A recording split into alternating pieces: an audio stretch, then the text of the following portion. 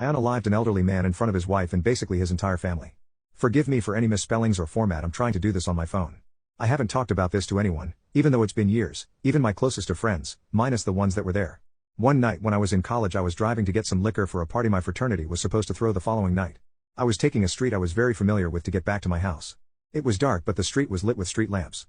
I remember that I looked at my radio for a second, just a second, not very long at all. But when I looked back up to the road there was a man crossing.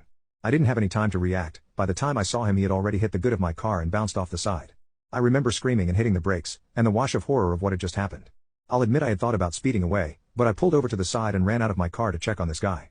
When I got to him his family was standing outside the restaurant he was leaving and they were all screaming and crying.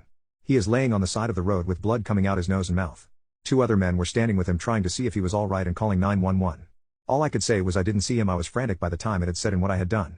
I sat on the curb across from the family and listened to their crying in agony while we waited for the paramedics to arrive.